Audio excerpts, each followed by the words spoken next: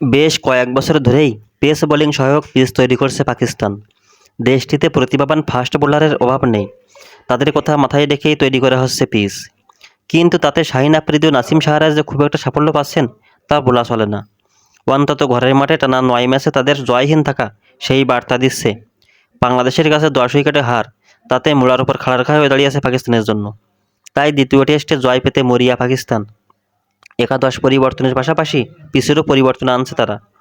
সামাজিক যোগাযোগ মাধ্যম এক্সে ভেসে বেড়াচ্ছে রাওয়ালপিন্ডির দ্বিতীয় টেস্টের পিচের ছবি। ২২ গজের পিচে পুরোটাই ঘাসে ঢাকা। প্রথম টেস্টে চেয়ে দ্বিতীয় টেস্টে পিচে ঘাস বেশি। বোঝাই যাচ্ছে পাকিস্তান হোম অ্যাডভান্টেজ নিতে যাচ্ছে। অন্য এক ছবিতে দেখা গেছে পিচের দুই প্রান্তে দুটো বড় ফ্যান ঘুরছে। স্পিনারদের কথা মাথায় রেখে শুষ্ক পিচ তৈরি করতে এমন দক্ষযোগ্য, কারণ শুষ্ক পিচে স্পিনাররা সুবিধা পেয়ে থাকেন। সব কিছু মিলিয়ে বোঝা যাচ্ছে পেস সহায়ক পিচ থেকেও স্পিনারদের কিছুটা সুবিধা দিতে চায় তারা।